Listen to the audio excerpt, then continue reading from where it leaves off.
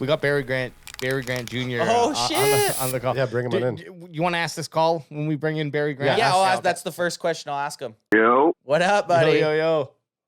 what's going on, yo? Hey, I'm gonna ask you a question that I was just asking these two fucks over here. What do you think our weakest position group was this year? Weakest position group. You talking about both sides of the ball? No, you just are worst. I know what you're gonna say for offense and defense, but I want to know what you thought for either, like, what was the number one shittiest position group on the Dallas Cowboys this year? I got you. Who did we stump you? Yeah, I'm not gonna lie, man, because I'm over here thinking about it. I mean, you can go offensive line. Yeah. And then you can also go linebacker. Yeah, right? that's the two that I don't know if it's kind of like a A1, A2, or a 1A, right, 1B. Because think about it, because the linebacker core, they underperformed the totality of the year, but they kind of picked it up at certain spots during the year, so you can't really completely shit on them. Because like Van Der Esch, he did play well in spots.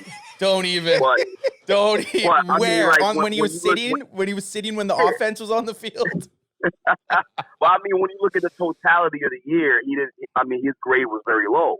So, they definitely they have to improve the linebacker core, I think, probably number one. And then, I heard everybody talking about, maybe signing back Dalton Schultz. Listen, I don't necessarily believe that we have to. I think he picked up his game the last few years, but I really believe the fact that the Cowboys can be able to draft. Will McClay is very good. They'll be able to find another good tight end for a reasonable price, because that's what we do. We sign our own. We don't sign free agents, but we go really big into the draft. So, I'd rather go that way than give somebody a second contract, because 9 times out of 10, if you go down the list of guys on this team, second contract guys don't really perform that well. Great, so, yeah, great point. I'd rather just focus on the draft and see what we can do there. Well, yeah, like you said, I think Schultz is probably a guy that we don't keep, because I think there's a lot of teams out there that are looking for a tight end. He's coming off a pretty big season. Like, there's probably only 5 like noteworthy tight ends in the NFL, like that right. You actually know. I don't even know if other teams would even consider Dalton Schultz a good tight end. Right. We think that because in our system he got the ball a lot. But who's to say that Blake Jarwin 18 damn games? Yeah, we watched. So he got the ball. He got the ball in the red zone. Dak fed him a lot, right? Yeah. So who's not to say, like you said, who's not to say that we pick a guy, an athletic tight end, in the third or fourth? It doesn't even really have to be a high round. He just has to be an athletic guy. Schultz sucks at blocking. He's terrible at fucking blocking. So the main thing about a tight end is you're looking for a blocker and a pass catcher. But if you're just looking for an athletic freak, you should be able to find a guy that you can draft. Fuck you, dickhead. Schultz. Was that Schultz? Schultz. Why would you say that?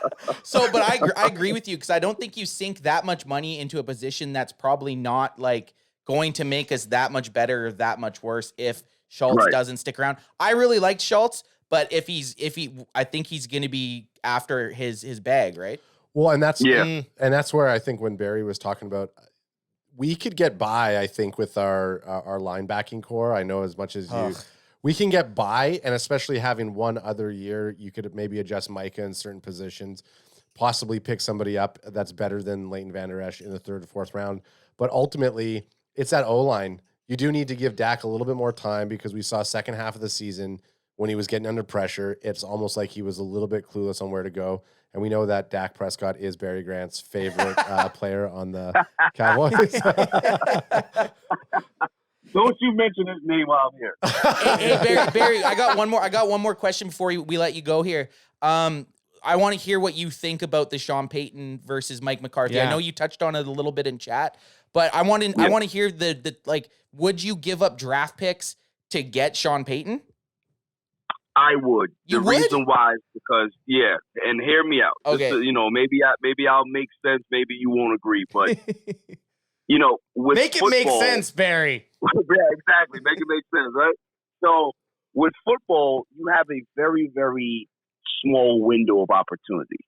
We don't know if Dak is going to come back and have the productive year that he's going to have, right? We don't know what Zeke is going to look like 2 years from now. We don't know what Amari Cooper is going to look like 2 years from now. All of these things are just like, okay, we hope that it's going to happen, but if you can be able to strike and get him now, because here's the thing, Sean Payton may be burned out of coaching the Saints, and he may want to step away from coaching the Saints. That doesn't necessarily mean that he wants to step away from football per se, but money talks, opportunity talks. If Jerry goes on the phone right now and says, listen, Sean, we had this done in 2019 and certain circumstances didn't make it happen. Let's make it happen now. And I'll make sure, I promise you'll be fine. You'll have full autonomy. You'll have full control. Because the last time Jerry gave up even a glimpse of controls when he got on Bill Parcells. He's willing to do that for Sean Payton. Because guess what? Payton came off that tree. Yeah, exactly. So he loves Sean Payton. So if there's anybody that he's willing to bend over backwards for and just step away, it'd be for him. So you got to strike while the iron's hot. Brady might be retiring. Rodgers may be changing conferences. Yep. You have to do this soon because you don't know what the landscape of the NFC is going to be next season. It may be completely different. So what are you giving up for him though? You're not giving up a first or second. Because if you say that, I'm calling you crazy. And and if you're giving up a first or second, I'm calling you crazy and saying what you just said. All right, okay. Hear me out, right? The Tampa Bay Buccaneers fired Tony Dungy. People love Tony Dungy, right? They realized that they had to make a move immediately to go get somebody noteworthy. They traded a couple of first-round picks and a couple of seconds for John Gruden. What ended up happening? They won a Super Bowl. Yeah, but come on. So at the end of the day, that team was decked out though, dude. Like minus quarterback. Come on. I get you. But do they win the Super Bowl without John Gruden? Maybe not.